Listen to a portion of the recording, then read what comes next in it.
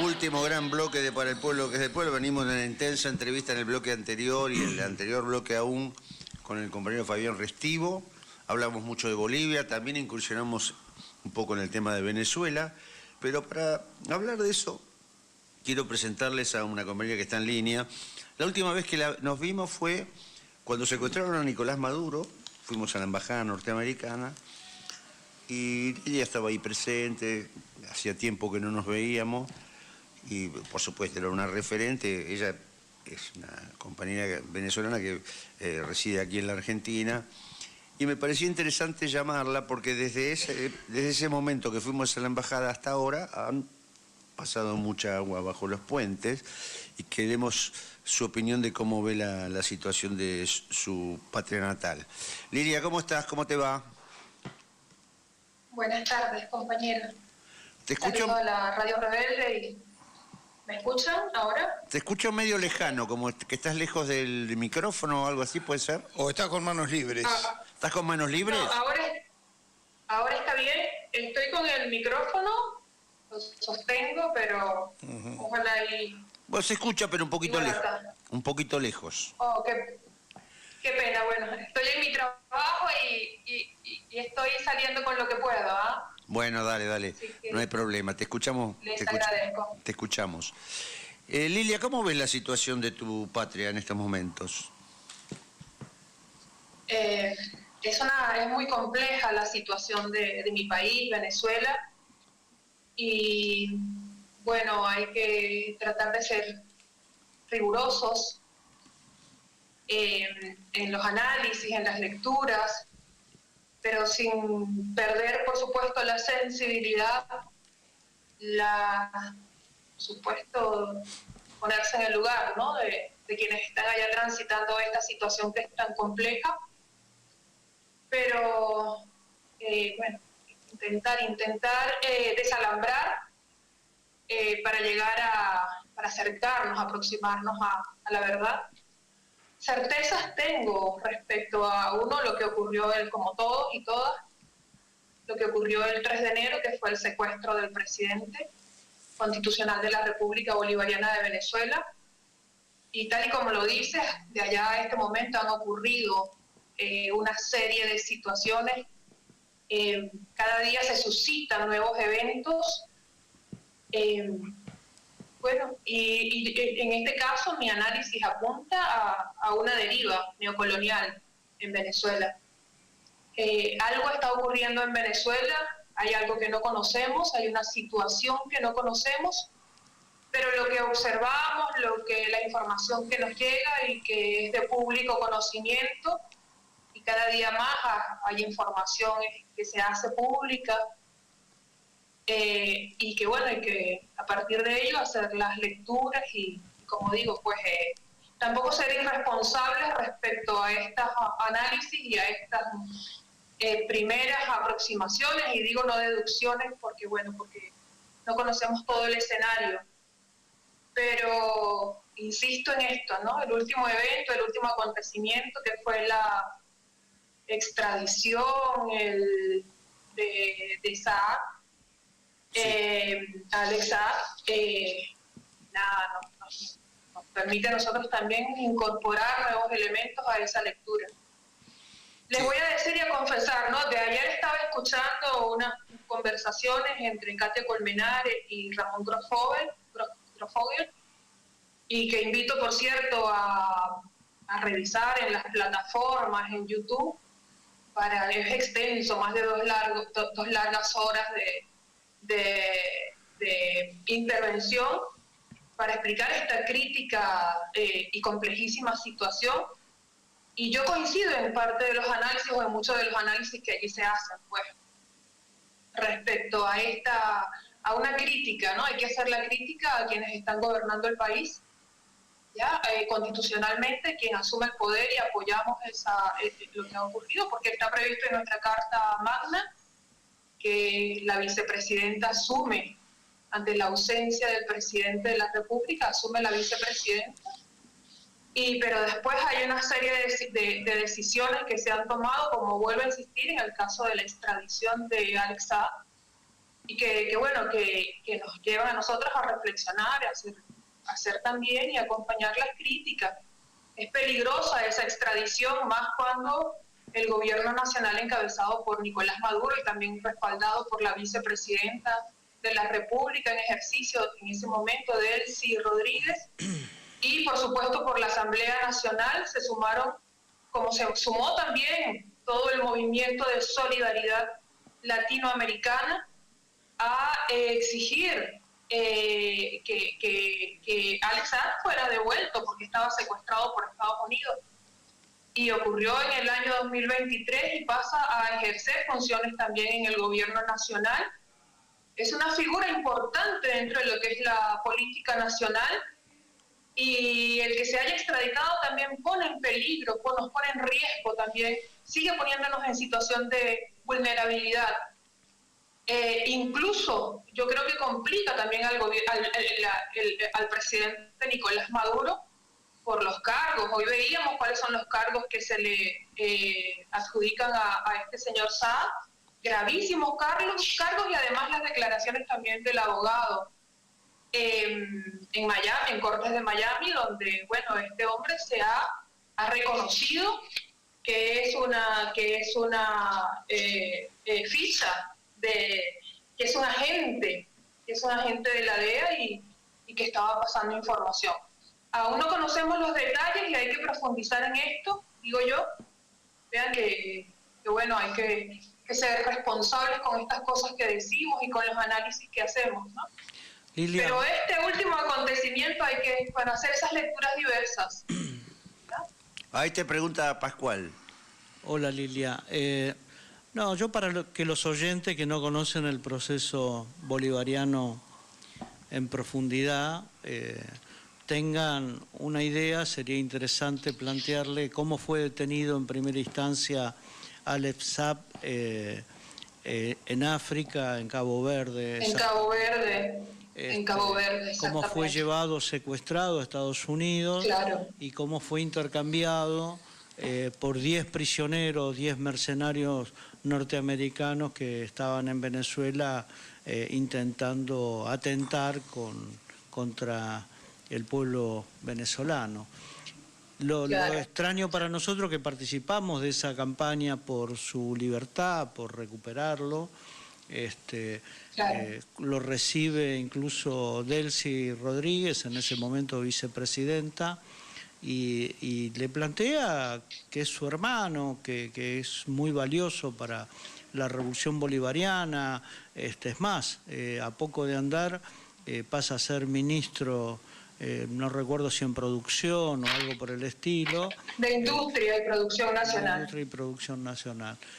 Y bueno, y nos encontramos con esta situación donde lo deportan con argumentos bastante pobres, diría yo, porque se plantea que su cédula de identidad era falsa, es decir, 20 años viviendo en Venezuela, trabajando para Venezuela, y bueno, y lo deportan a Estados Unidos, siendo en última instancia colombiano, que hubiera correspondido, en todo caso, si lo deportás del país, enviarlo a su país de origen, no entregarlo a los tribunales norteamericanos, que además están inventando una causa porque no lo pueden juzgar por los mismos hechos por los que estuvo detenido, secuestrado la vez anterior.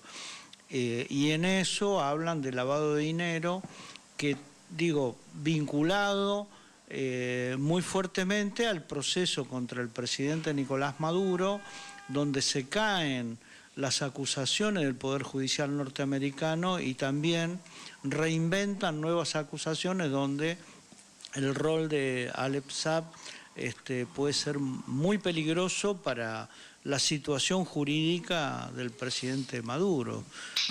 Digo, nada, estas son las dudas que uno mira, indudablemente entiende que el gobierno venezolano prácticamente ha sido asaltado por una banda de delincuentes, Trump, Estados Unidos, que le ha puesto una pistola en la cabeza a los dirigentes de la revolución, Pero bueno, nada, esto nos preocupa porque uno entiende que hay que buscar el mecanismo de negociación cuando la diferencia en la capacidad militar es tan asimétrica, pero bueno, nada, yo lo conozco a Alex, para mí ha sido un compañero, por lo menos así nos lo presentaron y nada, un poco poner esto negro sobre blanco para que nuestros oyentes también comprendan el momento político y la incertidumbre que genera esto para el futuro inmediato.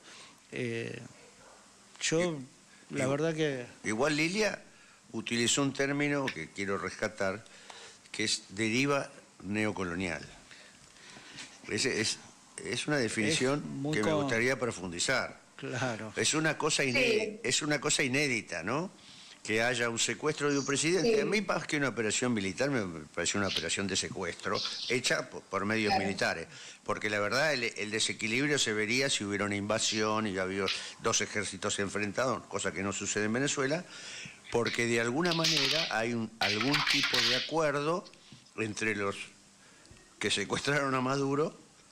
No, yo eso no lo... Bueno, compañeros. Hay acuerdos comerciales. Claro, sí. Claro, escuchen. Sí. Bueno, quiero hacer un aporte al respecto. Uno, Pascual, ciertamente coincido contigo respecto a lo que, por supuesto, vale toda la aclaratoria y toda la explicación para la audiencia que escucha, que también es una audiencia que conoce y ha seguido porque, bueno, la situación de Venezuela, igual que comprometida con todas las causas de la patria grande, ¿no? Vuelvo a insistir en el hecho de que, y ahí tratando de cerrar o aportar un elemento también respecto a la deportación de Alex, del compañero, nos ha sorprendido que haya sido un organismo como el SAIME, que es nuestro organismo de identificación, es decir, dentro de lo que es la jerarquía del Estado Nacional, del Gobierno Nacional, puede decirse que es una estructura menor, pues. Es como el registro nacional de las personas acá en Argentina. El RENAPER, equivalente al RENAPER acá en la Argentina, exactamente, un órgano menor, y dada la envergadura, ¿no? La envergadura, primero del personaje, dos, de las condiciones, como tú bien decías, de secuestro en Cabo Verde, de extradición a Estados Unidos, del intercambio por los 10 perpetradores que llevaron adelante intentos de magnicidio en contra del presidente Nicolás Maduro, y actos también de terrorismo en Venezuela. Eso hemos hecho un seguimiento, lo sabemos, pero bueno, el que lo hayan extraditado ahora mismo, que se haya tomado esta medida, ¿no? De una medida de... Bueno, voy a utilizar extradición, si no sé si correspondería en términos jurídicos, o una medida administrativa, poniendo en riesgo, porque Alex Saab, no sabemos qué negociados pueda tener incluso el mismo Saab para efectos de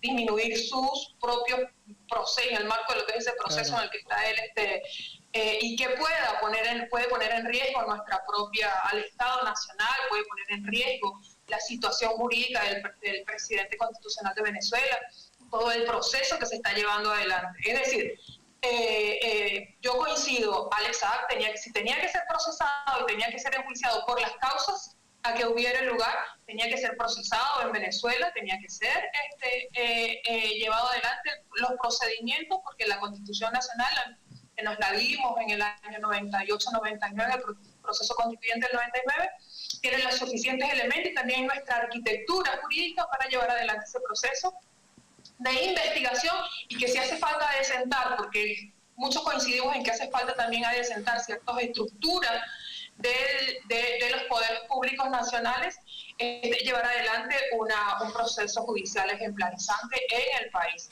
Ni siquiera para la extradición a Colombia, pues, porque los delitos que hubiese cometido en primer término en Venezuela tenían que ser juzgados en Venezuela. Después, poner en riesgo la situación del presidente Nicolás Maduro, eso también es gravísimo. Y sí, ciertamente, Venezuela es un país que ahora está Si hay algún tipo de negociación, si es que se puede hablar de negociación, porque no se negocia con un arma en la cabeza, ¿ya? No se negocia con la espada de Damocles pendiendo sobre el corazón de la patria. No puede haber negociación porque ahí hay una relación asimétrica, ¿ya? Hay una situación de asimetría en esto que se intenta denominar como negociación.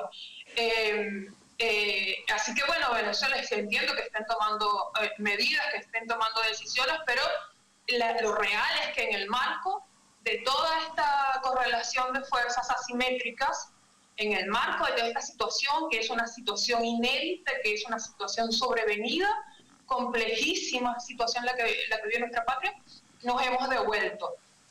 Si bien es cierto y todos coincidíamos en afirmar que Venezuela era el último bastión de la defensa de la soberanía de la patria grande, ahora mismo, ciertamente, en esto que estoy llamando deriva neocolonial, nos hemos retrotraído a momentos incluso previos a lo que fue la nacionalización del petróleo en Venezuela, en la década del 70 del pasado siglo XX, y otras situaciones más que nos retrotraen en términos de lo que fue la defensa histórica por parte del proceso bolivariano, de la soberanía nacional. Ahora mismo no podemos decir que esto ocurra. Muchas, y ustedes lo han visto, ¿no? El ver personajes, las formas en las cuales utiliza la presidenta encargada para dirigirse a Trump. Trump no puede haber relaciones diplomáticas normales con quien te ha bombardeado el país. No puede haber una relación y asumir que esas son relaciones de naturaleza diplomática.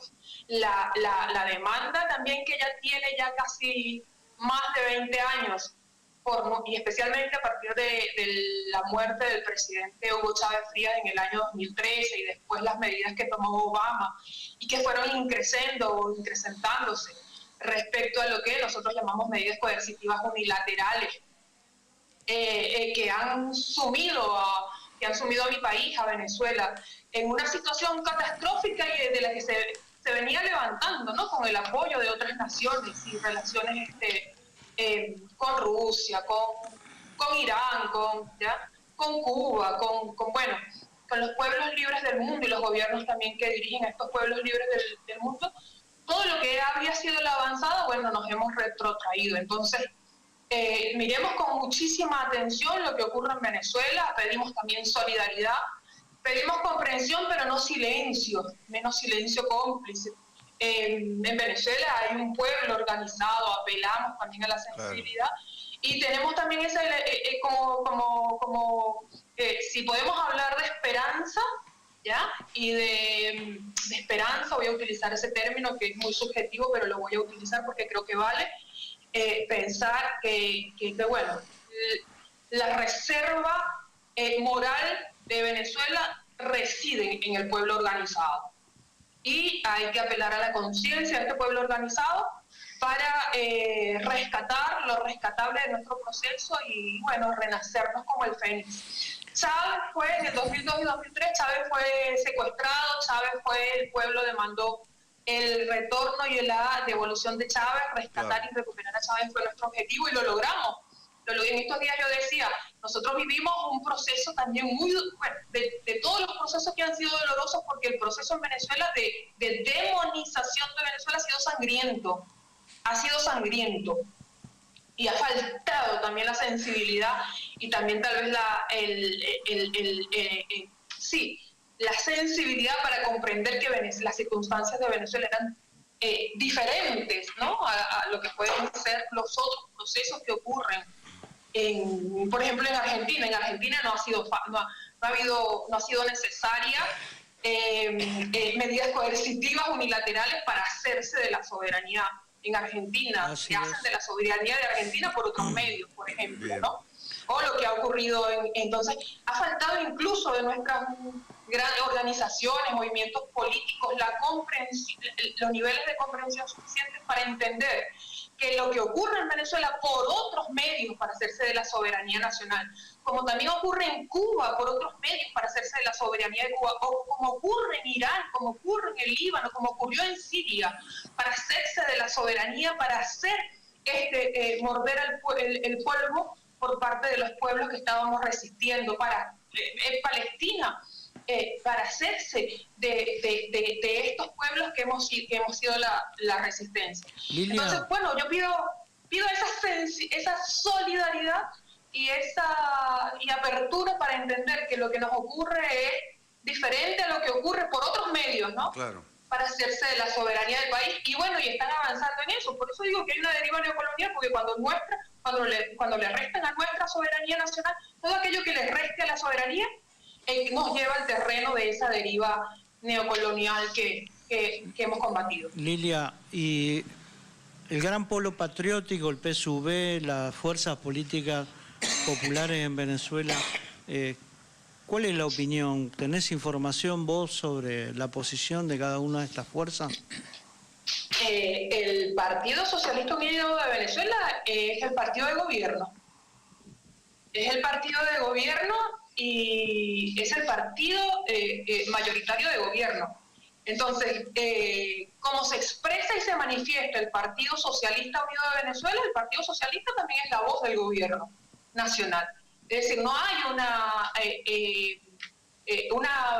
no hay van debate en una interno. Dirección, no van al menos públicamente no conocemos de las lo que nos llega públicamente es una coincidencia total con lo que son las políticas de gobierno. Nosotros no conocemos, por ejemplo, voy a plantear esto. ¿Ustedes saben cuántos fallecieron en el ataque del 3 de enero a Venezuela? ¿Saben cuántos cubanos fallecieron? Hablan de 300. Les pregunto a ustedes. No, cubanos. 32 cubanos. 32 cubanos. ¿Y por qué dices 300? ¿Por qué dices que hablan de 300? Y no das una cifra exacta respecto a los fallecidos venezolanos. ¿Ya? No. Porque es decir, porque no ha publicado, ¿ya? No ha publicado el gobierno nacional un parte oficial. Claro. Que nos permita conocer, porque si hubiesen publicado un parte oficial, hemos visto conocido por segmentos, ¿ya? Un fallecimiento a posteriori, más de 60 personas, más de 80 personas, como 300. ¿Cómo es que no conocemos los nombres de nuestros héroes caídos el 3 de enero? Que estuvieron defendiendo a la patria, que estuvieron defendiendo el proceso y que estuvieron defendiendo al gobierno bolivariano y que estuvieron defendiendo la vida del presidente constitucional de Venezuela. ¿Por qué no conocemos esas cifras? Es decir, es muy lamentable que no conozcamos, es decir, ¿por qué el Partido Socialista Unido de Venezuela, que obviamente hemos conocido, ¿no?, en las manifestaciones, pero no sabemos ni siquiera una lista? Hay un monumento que se hizo en el cementerio, seguramente ya aparecen los nombres en ese monumento, en esa especie de mausoleo que se construyó en homenaje a las víctimas, ¿no? No sé si están todos los nombres allí inscritos, espero que sí estén todos los nombres inscritos, pero públicamente no hay un parte oficial sobre las víctimas fallecidas y los heridos también, porque tenemos derecho a saber cuáles son esos nombres y cuáles son esas vidas que nos quitaron. Vos reclamabas que no haya silencio. Bueno, esto es una buena pregunta. Exacto. Que haces vos, es una buena pregunta, es una pregunta para hacerse. ¿Te puedo preguntar si tenés conocimiento cuál es el estado de las Fuerzas Armadas, de la Fuerza Armada Bolivariana? ¿Hubo cambio de conducción? ¿Se retiró Padrino López? ¿Entró un nuevo jefe? ¿Qué sabés vos de eso? Sí, sé lo que estás manifestando, es decir, hubo un cambio de mando, del alto mando militar, pero lo mismo también presentó la renuncia del fiscal general de la República, es decir, ha habido toda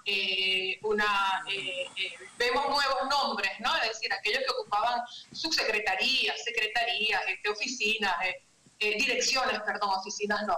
Direcciones están ahora ocupando dentro de lo que es el gobierno, dentro de lo que son especialmente el gobierno, porque voy a aclarar que no conozco información sobre las Fuerzas Armadas Nacionales, más allá de lo que ocurrió con Padrino López.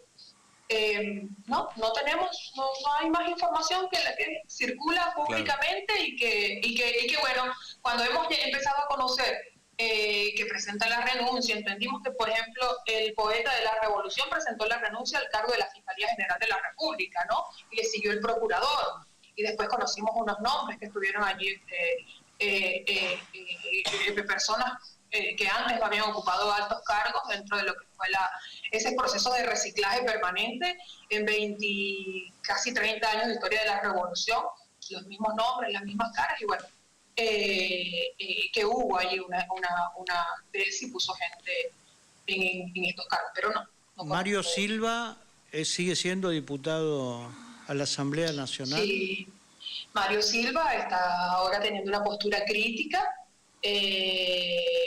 desde sus programas, la hojilla que él creo que sigue transmitiendo Mario Silva, pero bueno, está allí haciendo unas alertas, unas advertencias, cuando en Venezuela ocurre que, en Venezuela no, cuando en el proceso, decirle proceso bolivariano tampoco es incorrecto, ¿no? Porque nuestro proceso, seguimos creyendo que nuestro proceso es posible y que bueno, es un proceso que se camina, ¿no? Que se está construyendo, que se tiene que construir y va a tener altas y tiene bajas también, ¿no?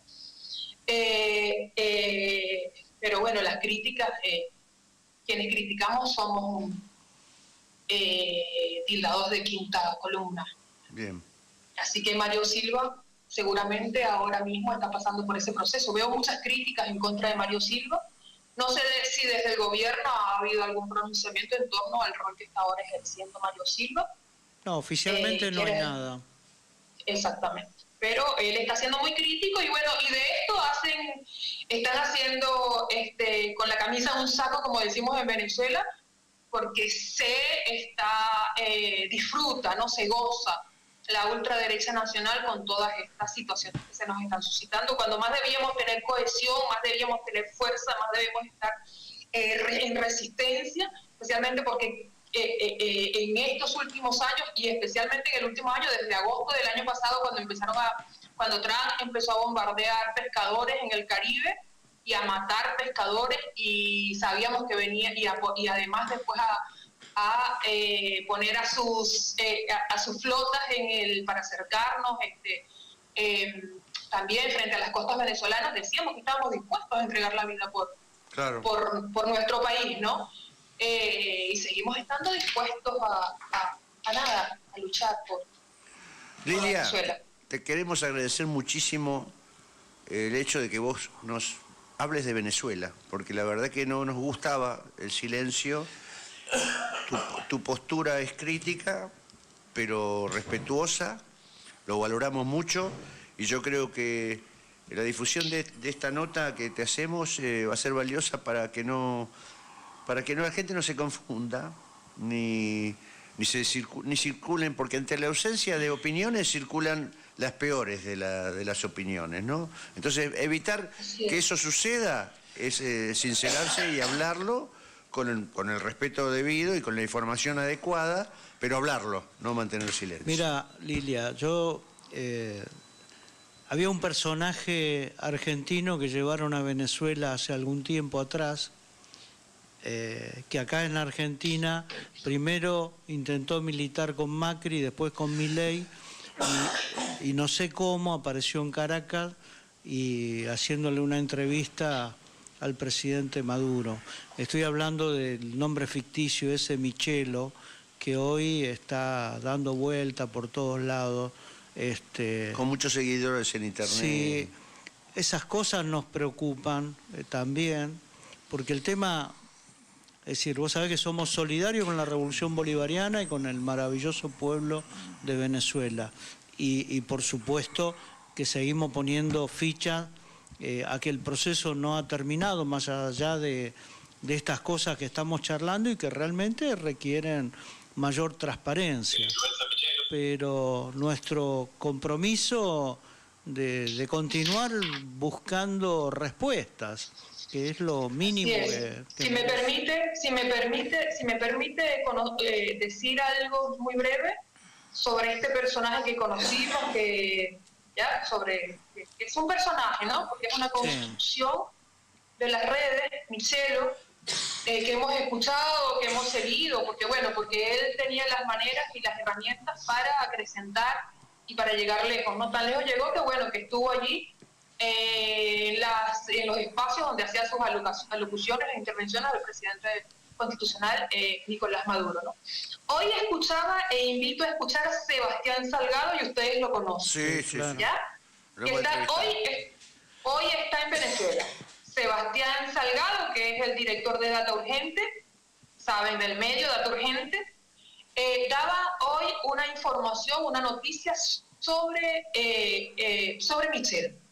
Sebastián, porque yo tampoco desde aquí puedo hacer una afirmación desconociendo cuál es la situación, porque vuelvo a decir, si el gobierno no informa sobre la situación de Michelo, da pie a toda esta serie a esta situación que se ha suscitado, magnificado, e incluso que nuestros compañeros en el mundo se han preguntado y siguen el hashtag ¿dónde está Michelo?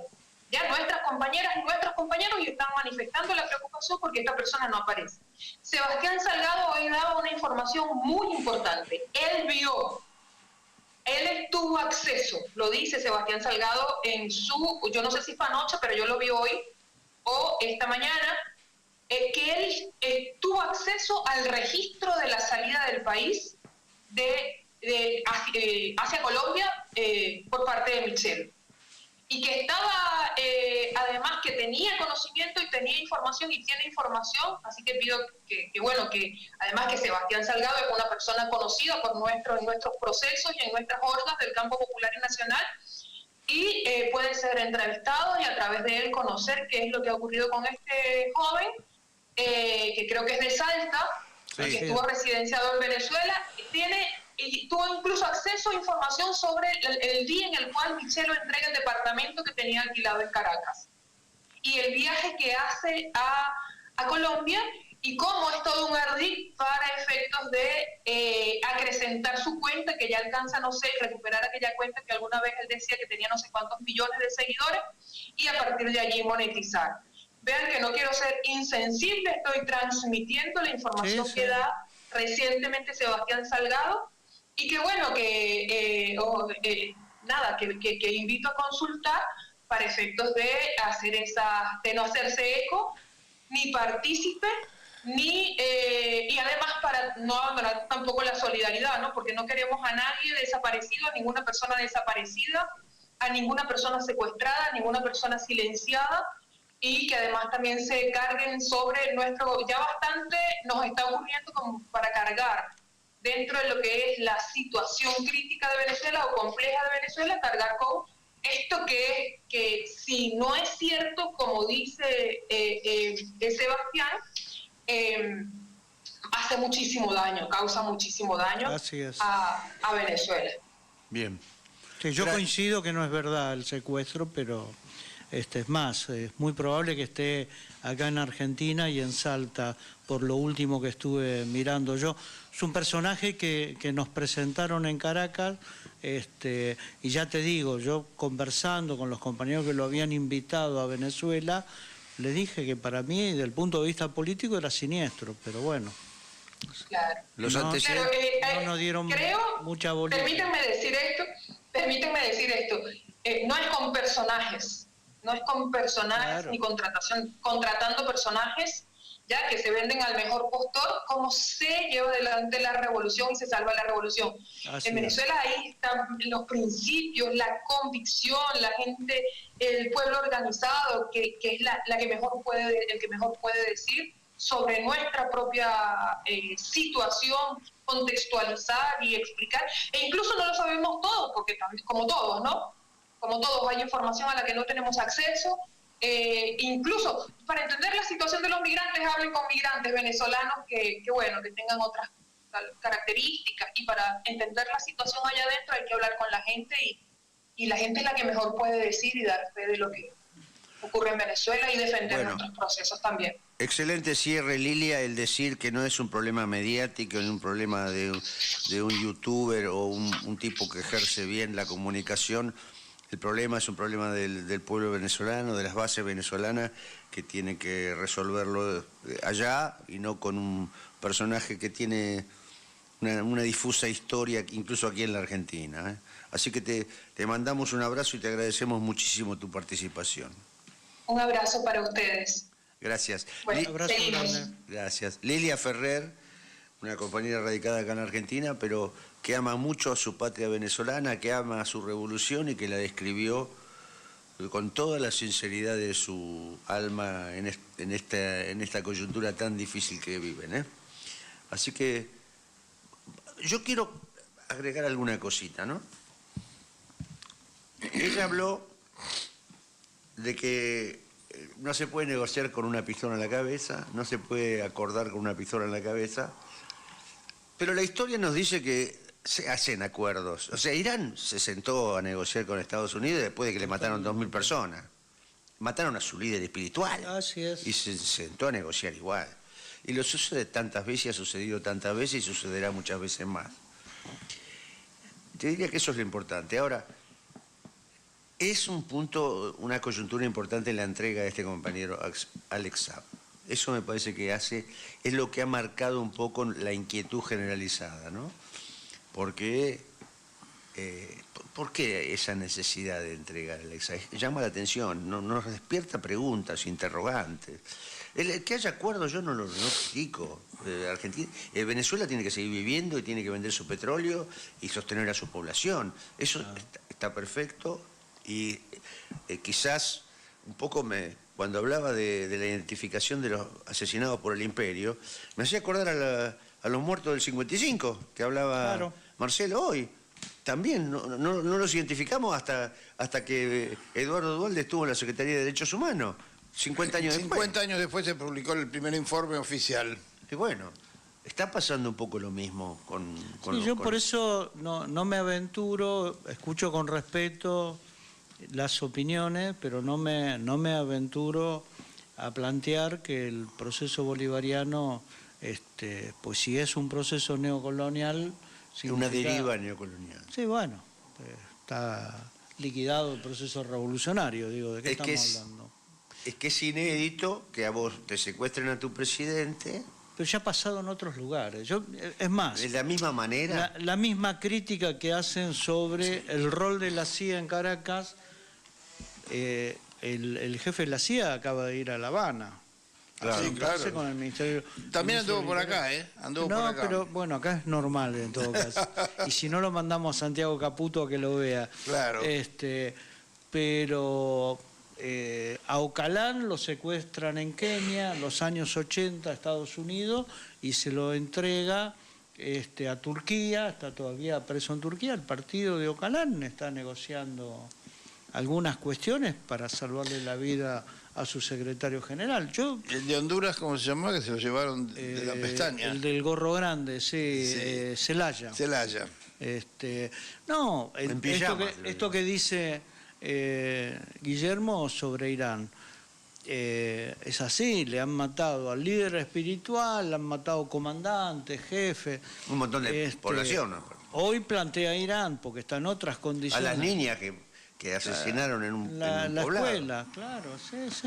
Son 100 y pico de chicas. Voy a decir, es difícil, para mí en lo personal, opinar sobre un proceso que conducen otros y que están obligados a tomar decisiones en una situación muy, muy complicada. Yo en algún momento lo definía...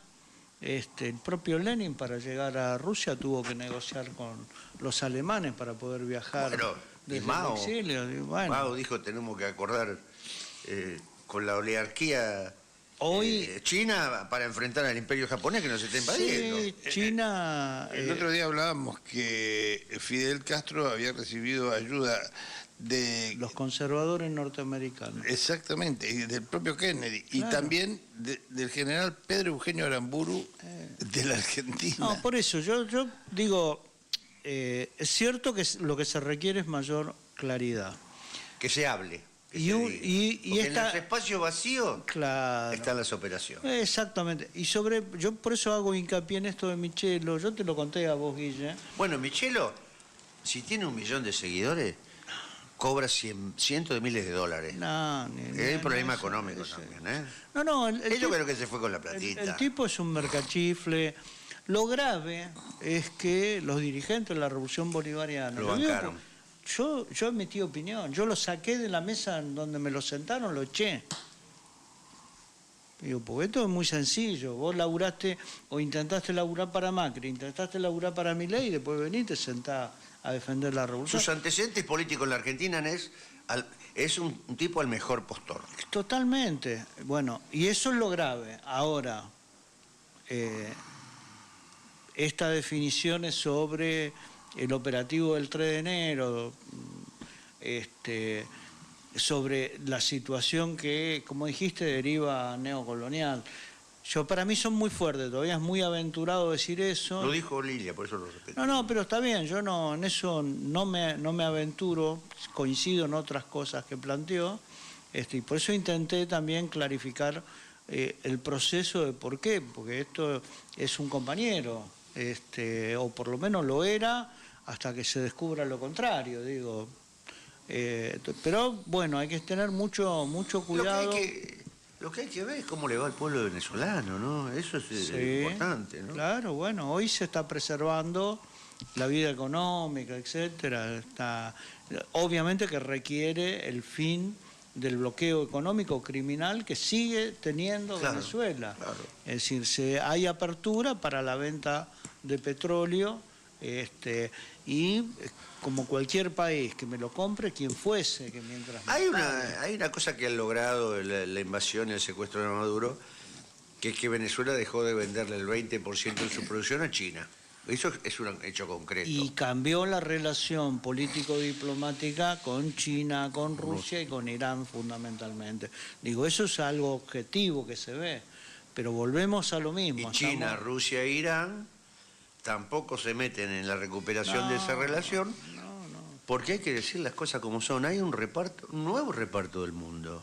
Hay una especie de reparto del mundo donde para evitar una conflagración mayor se ceden posiciones. Mira, la Federación Rusa acaba de hacer una operación militar para la utilización de armas nucleares. 68.000 soldados y cerca de 8.500 armamentos importantes que pueden llevar cabeza nuclear. Ese es un mecanismo de disuasión que utiliza ahora. Después hay que tener mucho cuidado, porque cualquier conflicto, el propio Estados Unidos ha tenido que retroceder en chancleta en Irán, porque los niveles de conflicto tienen que ser razonables, pues si no, no hay mundo. Y la visita de Trump, acompañado de los principales empresarios norteamericanos y de otros países a China, también parece más una imposición de ellos que una decisión de Trump. Porque así como los de acá están pensando en el relevo de Milei, los de allá están pensando en el relevo de Trump. Totalmente, sí, negocios son negocios. Eso, además de China no se ha llevado Trump gran cosa. Aparte lo de Rusia también hay que decir que hubo un ataque ucraniano de miles de drones sobre territorio ruso. Eso fue respuesta también a eso. Y hoy está reunido Putin con Xi Jinping y... casi el mismo día. Bueno, Trump y con un día de diferencia. Con diferencia en el agasajo, quién lo recibió. ¿Por qué alfombra circuló? Claro, la cooperación económica y militar, particularmente. Pero aparte las reuniones Putin-Xi Jinping son mucho más numerosas que las que tienen con Trump, ¿no? No, bueno, por eso digo, es difícil, digo, en el caso de Venezuela, pero hay que ir a hablarlo. Yo lo que valoro de Lilia que hay que hablarlo. Por eso porque los espacios vacíos, vuelvo a reiterar, se filtran las truchadas. Yo, Mario Silva, que creo que sigue siendo diputado de la Asamblea Nacional, es miembro del PSUV, tiene un programa, se llama La Hojilla, es muy, pero muy crítico, pero recontra... ¿Cómo se llama el programa? Repítalo. La Hojilla. La Hojilla. Pueden buscar por internet, digo, es fácil.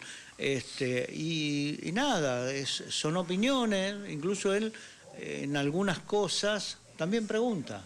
Claro. O sea, lo que plantea son fundamentalmente dudas por la falta de claridad en algunas cuestiones y después, obviamente, preocupados por el proceso incluso económico venezolano, donde la ley de minería nueva que ha salido, la ley de hidrocarburos, también le da una incidencia a las multinacionales.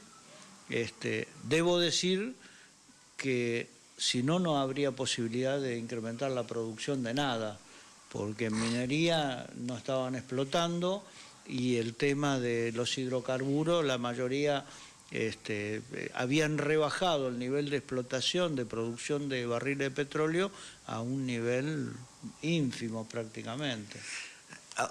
Estamos en los últimos 10 minutos. Marcelo, te incorporo al debate. Con una mirada futbolística, voy a incorporar el tema del fútbol. Una vez que se produzca la final del domingo en Córdoba, entre River y Belgrano, va a haber un tema que va a absorber no solo la discusión de los futboleros, sino la discusión generalizada. Es el Mundial.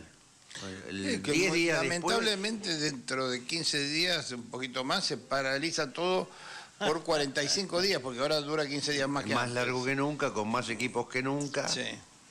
Y eso estamos hablando de una audiencia de miles de millones de personas. Bueno, ¿Usted se acuerda cuando los pobres desahuciados de Bangladesh ganaban las calles celebrando el triunfo de Argentina? Estamos hablando de la antípoda del mundo. No por nada los yanquis dieron un golpe fuerte y se llevaron todos los derechos del fútbol. Un negocio multimillonario. Un negocio multimillonario, lo hemos hablado muchas veces, que en un momento se dieron cuenta que había 3 negocios que ellos no tenían el control, que era la obra pública que manejaba Odebrecht en varios países, sobre todo en África y demás. Entonces, Brasil. En Brasil lo fue originariamente. Odebrecht, la empresa brasileña que tenía... Multinacional, pero de origen brasileño, que tenía la obra pública de África, casi toda la tenían ellos, y entonces se fueron a quejar los constructores yanquis al gobierno y decían, muchachos, ¿ustedes para qué lado están mirando? Esa era una.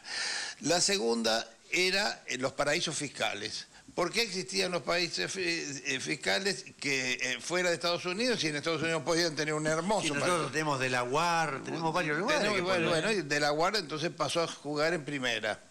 Y la tercera era el fútbol. El fútbol, que maneja casi al mismo nivel que el tráfico de armas, el dinero que maneja el fútbol. Dinero y deporte es un elemento cultural. Propagandístico. Pero ahí lo que les importaba a ellos era el money. Plata, money. Entonces se quedaron con todas las transmisiones del fútbol en el mundo prácticamente, la tienen las cadenas norteamericanas. No les demos idea, pero no vaya a ser que los próximos mundiales sean todos en Estados Unidos, uno por estado. Tenemos 50 años. Podría ser tranquilamente, porque ya hizo 2 copas del mundo de América y un mundial ya hace unos años y ahora otro, o sea que podrían ser perfectamente.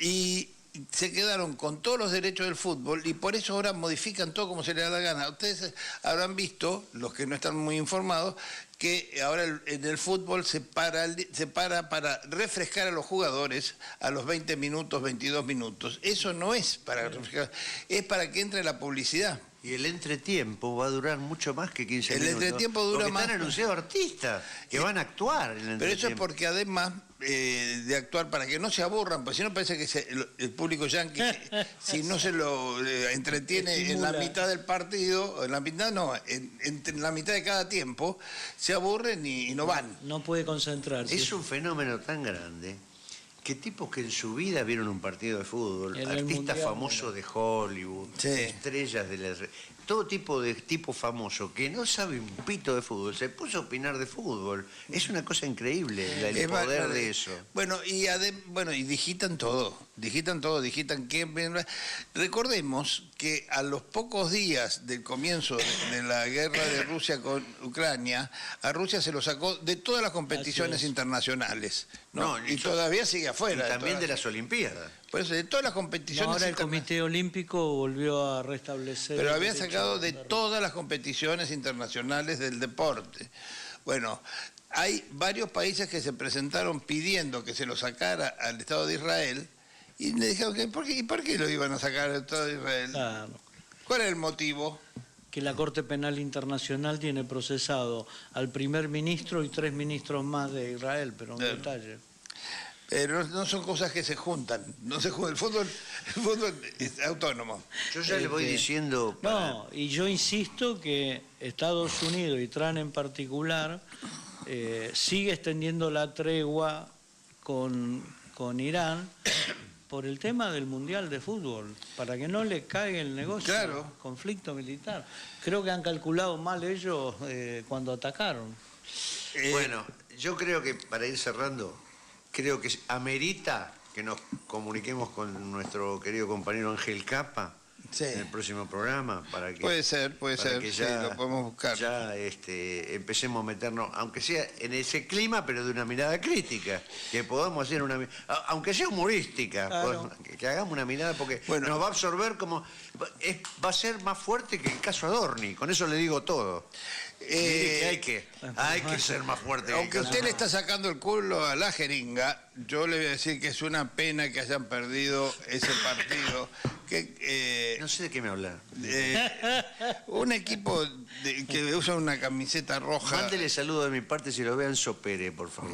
Sí, qué mal. Es una cosa que me dio muchísima pena. Parecía un principiante. Le tengo un enorme cariño a Enzo Pérez, me pareció lamentable y triste lo que sucedió. Igual te voy a decir que tuvieron 3 oportunidades antes para dejar... Es la 7ª final que perdemos por penales. Sí, pero antes de llegar a los penales también tuvieron la posibilidad de... Sí, pero el técnico nuestro puso 3 defensores. Sí. Pregona el fútbol para atacar, pero cuando le apretaron la colita puso 3 defensores. Bueno, vamos a ver cómo va el domingo, porque es un partido lleno de morbo. Pero lleno de morbo, porque esa cosa de que sea River y Belgrano en la cancha de Chato Carreras. Chato Carreras, que es en la cancha en Córdoba, con todo el público. Va a haber público repartido porque River mueve, pero mueve incluso cordobeses, no solamente los que van de acá. Hay millonarios cordobeses. Sí, hay millonarios, muchos.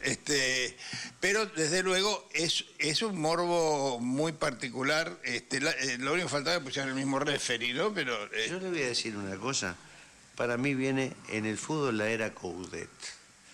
Coudet va a ser como el caballito de batalla contra Riquelme. Acuérdese lo que yo le digo. Ese muchacho... Ojalá que no. Ese muchacho se va a prestar a eso.